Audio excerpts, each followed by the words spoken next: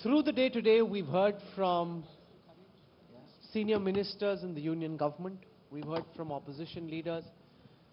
But the end job of executing and rolling out the GST depends on how prepared India Inc. is. And to get a sense of how ready the executioners are, we are now joined by some of the top corporate tycoons for this CII India Today GST Conclave panel. To all our guests, welcome. I'll start with the CII president and try and understand from her, how ready do you think India Inc. is? Because there's a lot of uncertainty, some of it as a consequence of what happened after demonetization. A lot of wonderment around what may happen over the next 10 days. What's your assessment? You know, I think that it's very important to understand that India Inc. believes this is a great move. It's a necessary move that will unite the country. 8 taxes, 8 central taxes, 9 state government taxes into one, input tax credits that will actually harmonize the entire system. So we're looking at something for a greater good. So I think if you're going to have, we expect some traffic jams and all those to happen, but all that will get smoothened out in the greater good of a tax that India is really behind. In terms of our readiness, I think that most of us, well, CII has done many programs. I've actually been out into the districts and I've seen that the big companies are on board. We've done it to our suppliers below us. So to whatever extent we're ready, but no time would have been the best time. There's no muhurtam for that is perfect. I think that this is the right time to do it. The most important is everyone is engaged and behind it.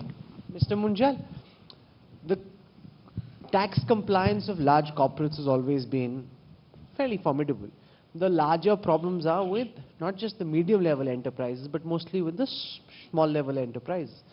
So without saying that they've been dishonest, the fact is that most of them haven't been in the tax net.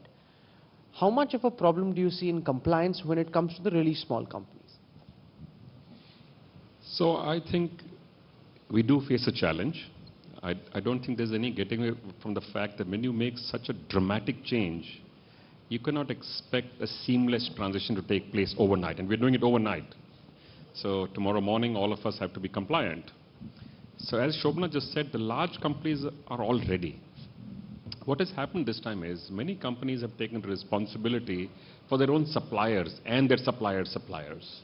So to reach out into the network of mid-sized and small companies, but I don't think we've done enough.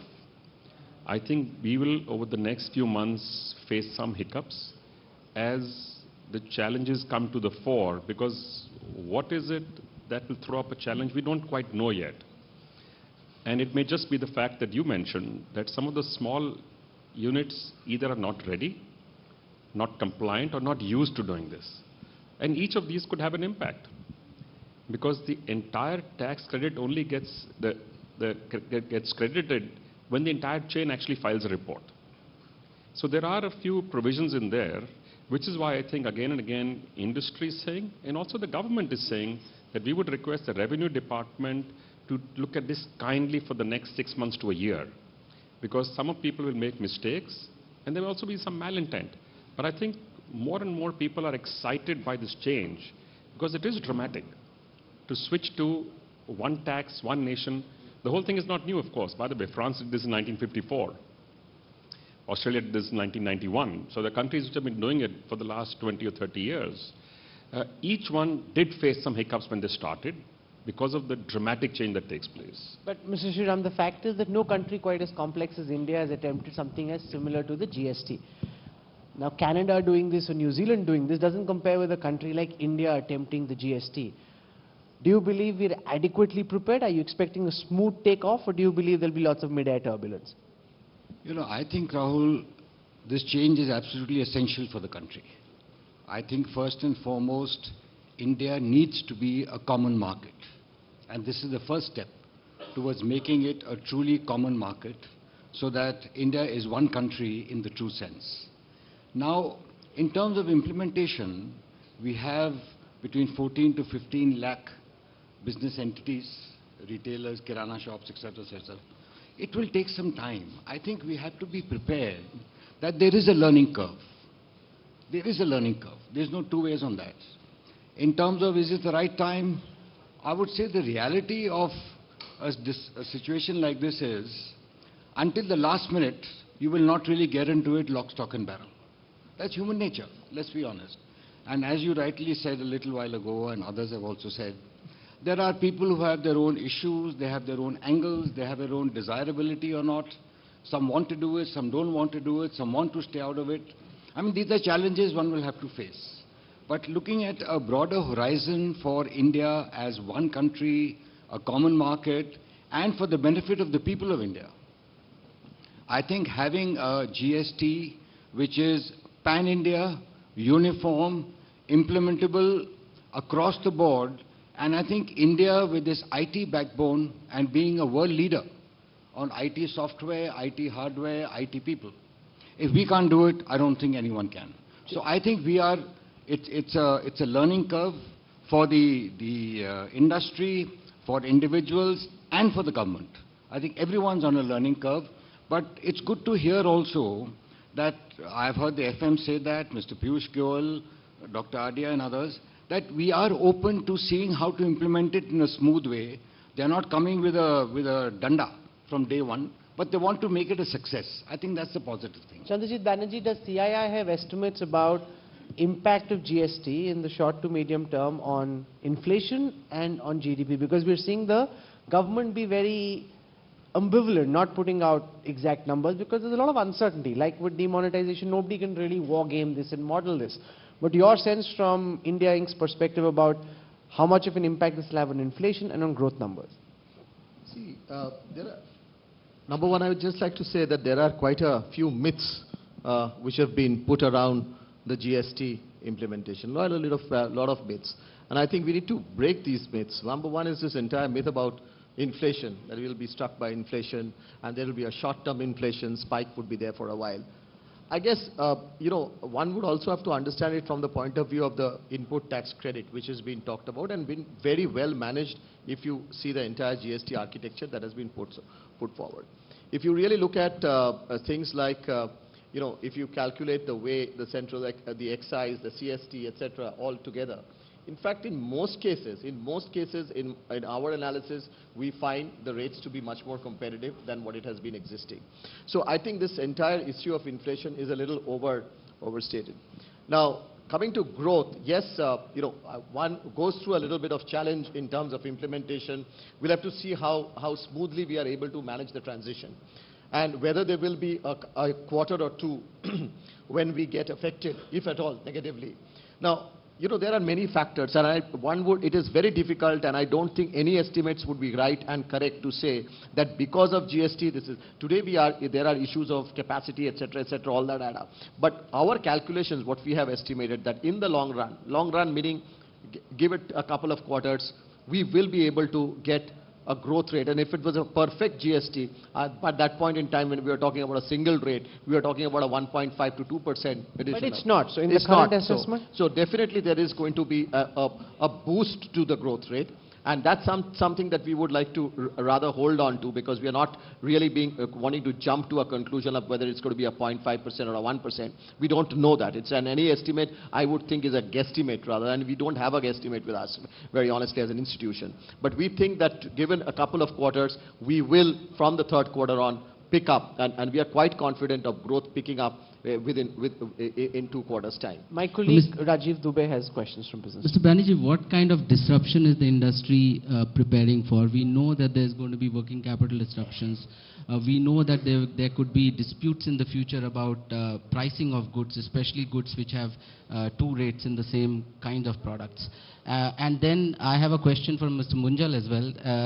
Sectors like yours, which are going to face lots of ups and downs of rates, automobile sector especially.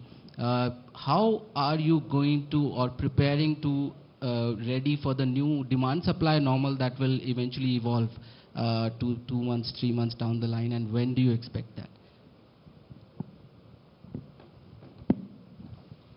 So one thing that has been done which is quite smart, and I can say it's different from what the original recommendation was, because I was actually part of the team which did the original GST design recommendation for the government.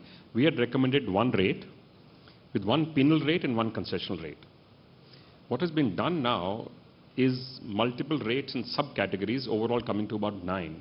And this has been done to stay as close to the current rates as possible. Which means the question that you were asking earlier, and I'm clubbing both of them together, the expectation of high inflation actually is frankly not there. Because they've tried to stay as close to the current as possible. And some calculations are even saying that this may not be revenue neutral. The original idea, if you remember, was revenue neutral. It may not even be revenue neutral. But it is also a fact that, to the point you're making about working capital, that since the credit will only come in at the end of next month when the report is filed, for that period you do not have the input tax credit. So to that extent, companies will have to beef up their working capital. But once the system gets smoothened out, that becomes a norm. Then it's not an extra requirement. So companies are watching the market right now. It's very hard to say which sectors the demand is going to shoot up in, which one it might depress. There is some uncertainty, but there's, as I said, a great deal of excitement to jump into this. So really, we will know in the next, I guess, 4 to 6 weeks. There was, one of the redeeming features of GST Act was that movement of goods will be seamless across the country. Now, the lack of consensus on e-way bill came as a huge disappointment to the industry. What is the government telling you about when this could get sorted? Because there is no deadline as yet to that. So you're actually making a very important point. It's not often realized that the benefit of GST is not just clubbing taxes, it's bringing efficiency into the entire economy. Right now, pricing is done, goods are stored, goods are sold or priced based on what the local taxes are. Now you will do it based on what logically your business needs to do. You will not necessarily create a warehouse in Chandigarh because it's 1% lower than the next day. You will go to where it deserves to be done. And you're right, there was some disappointment on this e-way bill because it adds a burden which was not foreseen. It's been deferred for now. It's also not quite clear whether it will come back in a different form or not come in at all. But there has been a clarification given that the e-way bill, the entire issue will be sorted out in the next couple of months. Correct. That's what I'm saying. We don't know what form it will. I think his question was what is likely to come. What we don't know is what is likely to come, but the assurance has been given it will be user-friendly. Can I just add a point to that on this e-way bill? That, to keep a track of the movement of goods, if one can get a smooth IT-based system to track the movement of the vehicles, and we can, let's say, above 3-ton trucks, I'm just taking an example, it can actually be a positive to indicate where the material is going and how it's moving and come into the records. So I heard a talk the other day, someone was mentioning, why can't the government actually move with an RFID card like one has today when you go through a toll gate for paying toll of a car? Have that on the truck, which automatically reads the truck details, and you can track it on the IT system anyway. So I think things like this with India's IT backbone can become a positive, not only for the government, but even for the industry concerned to know where the movement is and where the vehicle is. So I think it can be used more positively to give a positive feedback for better management. So there seems to be on certain issues a divergence between what the government is telling us and what we're seeing happen with companies, with their customers. I want to cite a couple of examples. For one, when we spoke to Hasmukh Adhiya, he said that there is no way that the cost of insurance policies or mobile telephony is going to go up, or your mobile bills are not going to go up. Many customers watching this broadcast have already received SMSs from their insurance companies, from mobile companies saying service charge rates are going up from 15 to 18, this will be effective the 1st of July, you will have to pay. So there is a divergence between what the government is saying this can't happen, we won't allow it, it's not possible, you're getting input credit, you can't do this. Companies are saying, different reasons in different sectors, the companies are saying we are passing this on, in our sector there's no input credit, for example, or no meaningful input credit. So how do you deal with this? Who wants to take this question? This is one bouncer, everybody's So, trying to no, bounce no. onto each other. No, it's an important question because you're right. The government has asked that specifically the telecom industry, the real estate industry, and what they've said is to pass on the benefit of reduction. Now, how much the reduction is not quite clear right now. And as you said, some industries believe there may actually be an increase. The point I was making earlier is even we are not quite fully clear right now what the impact in the entire value chain is. It's only when you accumulate all the entire impact can you really say that this has actually gone up, remained the same, or gone down. On the first look, as I said, bulk of rates are either lower or equal to what they are right now. So it's not a scary situation. It is also certain that a few items will go up, by the way, because that's the way it's designed. When many are going down, some have to go up to make it revenue neutral. And they've also identified some for significantly higher jump up, like aerated drinks and alcohol and tobacco products, etc., which normally are considered sin goods. And so about the telecom and insurance, I'm not particularly clear myself. I guess Shobana is the right person to answer Because this. if service tax goes up, insurance, telephone bill, etc., will Yeah. have to go up. Yeah, but what may be credit coming in at the back end. But having said that, we've seen in our insurance company the ability to put the input taxes into it. Your overall policy price will come down. So it's this end of taxation doesn't mean that the net price to the customer is going to go up. And if you but this see- will take time to actually fall into place. And if you see the they'll CII, from understand. CII, the Yeah. membership, the industry has actually talked about and assured about passing on the benefits or also absorbing some in the margin. Well, So how long do you reckon this input credit to be sorted? How long do you think it will take for the industry and the government to figure this out? How much is the input credit? How long will it take to settle down? I think if I may add that I think considering the population of the country, considering the number of activities and the number of corporate entities, number of business centers in the country, I think 4 to 5 months is reasonable. I think that much time Ajay, it will I'd take like to because flip for it to say that it's in industry's interest to get it sorted out as soon as possible. Because for us, it's about business. So Yeah, the in sooner fact- we can make that. in fact, and so we'll be working towards a proper resolution. In fact, people are telling us about a salutary impact, and I would like to understand whether you agree with this, of the GST implementation is that that the payment systems and the timing of payments is going to get sorted, is probably going to get, would you agree with that?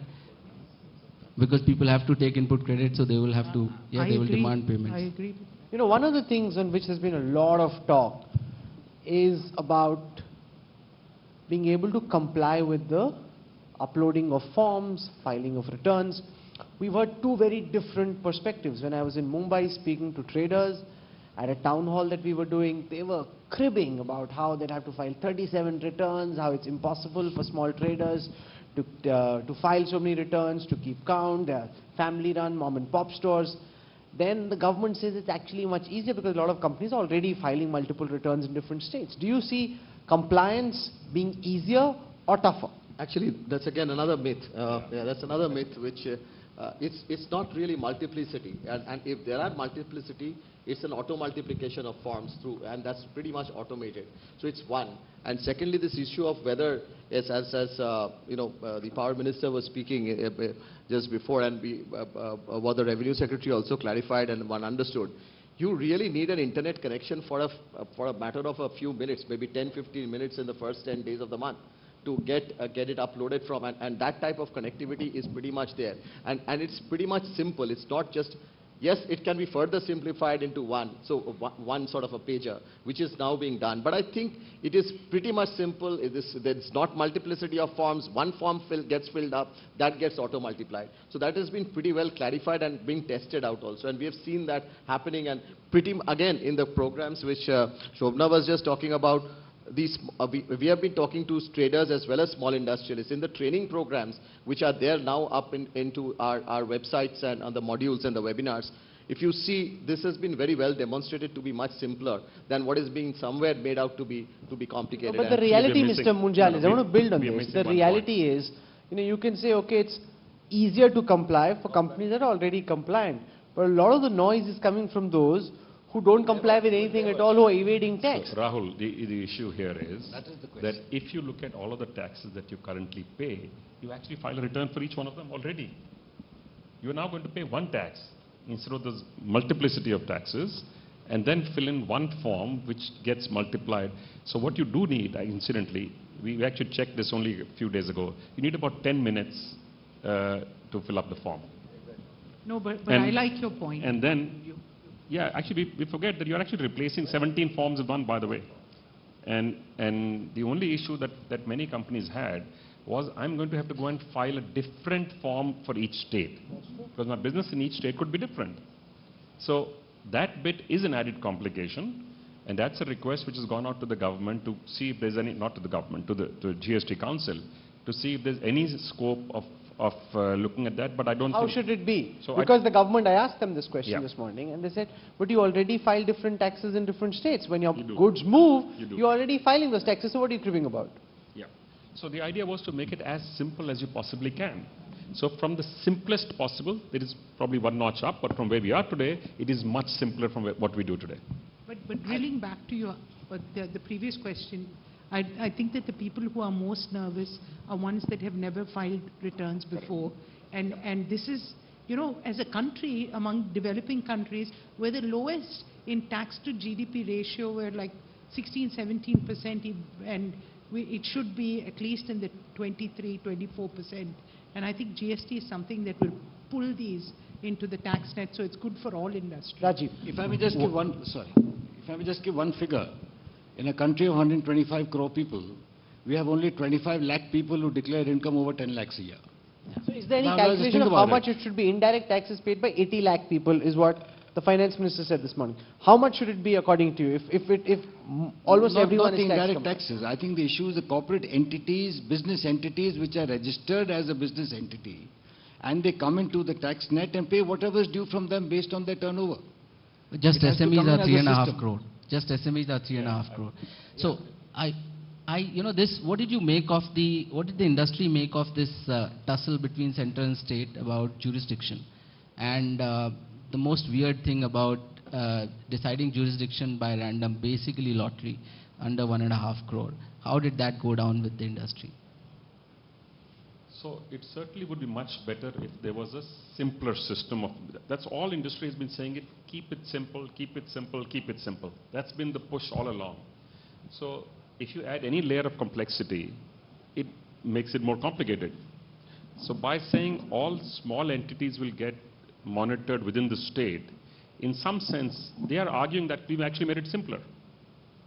It is some of the larger companies that had this issue, but really the small companies are saying we don't want to go to be managed by guys who we don't know, they're sitting in some other place. So somebody local comes in, looks at our forms, or we can access them. Many people actually feel it's better. But I can tell you, there was a lot of pushback, both from the central government and also from industry at one time, saying this is actually complicating the issue. So the reality is, again, like I said in the earlier, some of these things we don't know until we actually experience them. We won't know. Because don't forget, the state already manages taxes. Now these guys who are currently employed in those departments, if they have nothing to do, you actually have another problem. Yes. So in some ways, actually maybe a smart thing to say, instead of managing what they're doing, you get onto this new system. Of course, all of them need to be retrained. The training is not just required for industry, by the way. We forget that those who are managing the system, those who are monitoring the system, and those who are auditing the system also need to be trained. So some of that work has been done, and that's why you need these 3 to 6 months of trial and testing period to iron out all the wrinkles that you might find in the system. But clearly the direction that we're in is fantastic. I mean, one can punch holes in this as much as you like, but it's such a phenomenally fantastic thing that we're doing as a nation. I think all of us should stand up and cheer for this. Do you expect any respite from the 70,000 odd officers who are now going to be, like you said, they'll have to figure out what they are going to do, and the dreaded flying squads? I mean, do you hear anything from the government about, you know, the Inspector Raj being any less? So Actually, we got very strong response from the highest on this subject.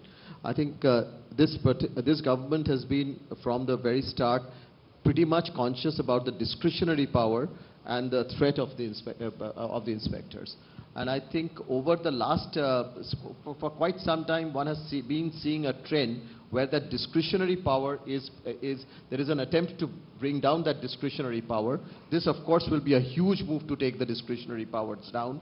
And also there's been some very strong sort of a response to those who have been unnecessarily trying to be overbearing on the industry. And one has seen a large number of cases, a large number of people, even if you take Maharashtra as an example, the number of inspectors over there who were actually transferred. So there has been very, very strong response from the government over the last, for quite some time, in terms of wherever there has been any sort of an arm twisting or inappropriate discretion being used.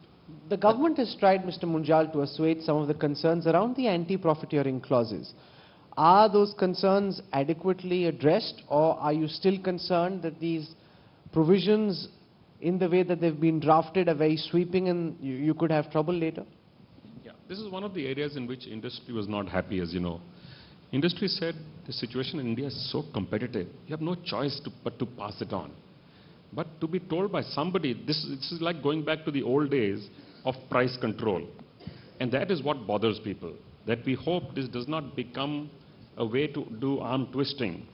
Whereas, as Shobana also mentioned, that it's such an open economy in India right now. If he and I are selling the same thing, if he's more competitive, he'll sell more. So I'm going to try and do something to sell more. So I will automatically try and pass on any benefit that I got. Profiteering by companies is no longer a practical situation to be in right now. And that's the other request we have made to government is please go easy on this provision. At least don't use it in the first year at least. Except you can raise red flags and say, this sector seems to be going awry in one direction or the other. But beyond that, other than a signal, I think it would scare people off if there's excessive use of this provision. We've actually had several discussions with the finance minister on this, and like Sunil said, we said, let's look at this pragmatically. So we understand where it's coming from, and probably that it should be there because maybe in the first 6 months, the free market pricing won't kick in, and we need to get that into place. So we understand it, but we think that on both sides there's some amount of pragmatism that needs to be adopted in this case. So I go with Sunil saying that free market, you cannot have a pricing advantage in that fashion because there'll be a competitor that will come in and sweep you off your feet. And on the other side, one thing is that we do not want this to add to more controls on us. So we'll look at it pragmatically. As we went to a mall last weekend, huge discounts, I'm sure you've been seeing, reading, I don't know whether you've had time to buy. But one of the things that a lot of the store owners, or the managers of the store said, sir, aapko jo lena hai abhi le lo, GST ke hai to discount dena bahut mushkil ho jayega because of, figuring out how do you discount. Is this for real, or do you believe this is again part of the misconceptions that have been built up, the myths around the GST as it were? Mr. Banerjee? So yes, so it's good to get just discounts. It's a season for discounts. Nothing wrong with it. Let it be. The customer benefits at the end of the day, one would think. But again, it's absolutely a complete myth. And in our discussion and our understanding, both with industry as well as with the government, this doesn't. I mean, there is no reason for this sort of a situation to be created at this point in time.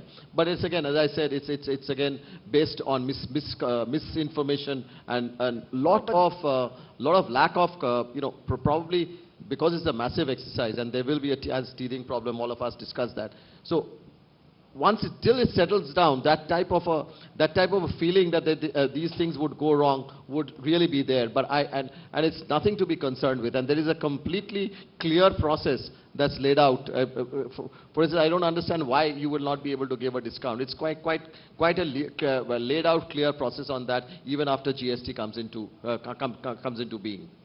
The clear example is if you go to countries which have VAT or GST, you get discounts in stores and shops. So nothing will stop anybody from giving a discount. it's your discretion what you want to bill it at lower than what the price otherwise is. Nobody's going to object to lowering prices. Rajiv? Have you tried to, I know you don't deal with the parallel economy, but have you tried to, as people in business, have you tried to assess the impact this will have on the parallel economy and consequently on the employment in the parallel economy? That is quite a substantial number. In many ways, this is expected to be one of the biggest positive benefits which comes out of GST. If you see the original documents or discussions that have been taking place over the last 8 to 10 years, one of the big benefits we kept saying was the tax net will widen. Because if you are doing business today without invoicing, you will actually be more expensive because you will not get input credit and you will have goods coming in which have already paid that tax. So for you, they'll become more expensive because large companies are the ones which provide base raw materials. They cannot be selling without invoices. So that tax input will already be in there. So it's obvious that this is going to change the way India does business. And many who are not used to today doing business with invoicing will get forced to do this. But the good thing is once you get into the net, the high growth only comes if you're doing business in a proper, regular manner. Because many of these companies have actually remained small. They're entities which have remained tiny for decades on end. And I think this would have a massive salutary impact on the Indian economy, both in bringing more people into the tax net, growing the overall opportunity for them for growth, and thereby creating new economic opportunities and jobs. But we saw what happened post-demonetization, where the government had a well-intentioned scheme, but there were so many people who were out to circumvent it, doing the most disingenuous things to find some way around the door. Now, how do you ensure that doesn't happen? For example, somebody could have different companies run in the name of different members of his family and still stay small, still try and avoid some of those caps. So, Mr. Banerjee, how many of these lacunas will people be able to exploit? We are very, very genius, as you know, Indians are by nature. But yes, we must look at it from the point of view, the reason why we have been championing it is we will see the parallel economy, big part of the parallel economy coming into the tax net. And which will mean it will shore up the revenues. And the entire system will make things much more efficient. So there is actually it's a very much of a win-win sort of stuff that we see between, be it the consumer at one end, be it in industry. Yes, of course, those who have been evading, those who did not want to be a part of the system, they'll go through pain, and it's good that they go through a short-term pain if they still want to create wealth, that is, be in business. And if they have to be in business, they have to follow a system which is being laid down by the country. But even your point on demonetization, if you see what happened immediately after that, all revenue numbers went up. Not because people's sales suddenly went up and sale actually was challenged, consumers were pushing back, but it's because many people who were not earlier reporting incomes actually came into the system. And I think that is a phenomenal change that's likely to take place with this. So while some people might try and find ways around it, but I'm not sure you can do that for too long. But input tax credit again is going to be a big incentive. So that really incentivizes you to be into the system. I think just to add that on demonetization, since you raised that point, the government came out with figures that 91 lakh more people have come into the filing of returns. That is a great step in itself in terms of the transparency in the economy. And I think now with the GST system coming in place, as my colleagues have also mentioned, unless everyone is part of the chain in a transparent way, the end consumer will lose out, and consequently the end supplier will lose out. So I think the whole chain has to be complete in a transparent way to get the benefit. And then I think the multiplication rate will be much faster after all this comes in, rather than being off the economy. I think being in a transparent economy is a great value add for everyone down the line once the system settles down. Do you reckon compliance costs will go up or will be better for you? Can I add? I think we did a study and a discussion on this, and we felt that once the system is established and the process comes into place, and let's say between 6, 8, 10 months, it is estimated that because of the ease of doing business, because of the faster movement of goods between states, because of the requirement of having less go-downs in different states because of tax issues, actually the cost of doing business should come down. Should come down. The We compliance cost should expected come down. between 4 to 8% Okay. is the estimate of the cost of doing business should come down, Yeah. which will actually help. And ultimately, I think, as everyone rightly said, competition is strong. There's no two ways. And the Indian economy has opened up so much. I may be able to capitalize on a situation for a month, but someone or the other will come in and capitalize and try to get into a good seat. Any So I idea- think it's going to change. I think it's So going to be a actually- positive change. Yeah, actually, the single return itself will Yeah. make it much more effective and cost effective. But yes, initially you will have to invest. It's more of a capital that you will have to invest into the hardware system and all of that. So one doesn't see a sort of a recurring cost which adds on to your to any company or any firm for that matter. Let me expand on two perspectives, which both Ajay and CB are making the point. On ease of doing business, this will be one of the big steps forward for India. Really, seriously, big move forward. Second, if you just take physical movement of goods, today to send a truck from Delhi to Mumbai, it takes about a week to 8 days. If states do not get tempted to put any of the checkposts back, and I'm putting a caveat here because sometimes states do get tempted to do things of this nature, you would send it in 2 days. Just imagine the turnaround time, the savings in inventory, saving in the entire the fuel savings, the whole thing has a massive multiplier on the positive side. Sunil, for my pharma, for NCR, I have 3 warehouses. Why do I need it in one area of NCR? I think that rationalization is important also. But it'll take time. It'll take time for us to actually discover and get full benefit of all these. So we cannot expect a magic button today that tomorrow all of these will be available and visible to us. Any idea how will you do business in J&K? So this is a little bit like, if you remember when VAT came in, there were some states like UP, for example, who had said, we're not interested, we don't want in. When they saw what happened to state after state benefiting from this, they actually quickly jumped in. I would expect J&K not to be too different in that situation. While at this moment, it's not clear, by the way, how will you actually send goods there? Or how will you receive goods from there? But I expect that the benefit that flows to the other states will actually force them to also move in this direction. I think I'll just add that I think, having heard the finance minister of J&K and the way he's been such an integral part of the GST Council and a very vocal ideas person, I think definitely J&K will come into the loop. But there's also sooner the than politics. later. There's the finance minister I and agree then with there's the you. politics. I agree with you, but then the people ultimately will suffer, because of which I think the state will have to take a decision to come in and follow the rest of India to get the benefit for the people of that state. Eventually, politics always follows what the leadership believe the people want, where the people will see the leaders are doing something right for them. And I think that pressure will be visible pretty soon. What's the message we're sending internationally tonight, Shobana, as the GST comes in? Because one of Prime Minister Modi's pet projects has been to improve India's ease of doing business. This is something that foreign companies have been looking out for. How much of a difference does it make about India's international image? We just returned from several countries. I mean, we've gone, and across the board, I think there's a huge amount of respect for the commitment that has gone behind making this final. It's taken so many years in the making. So one is that it's pushed up our Prime Minister's rating.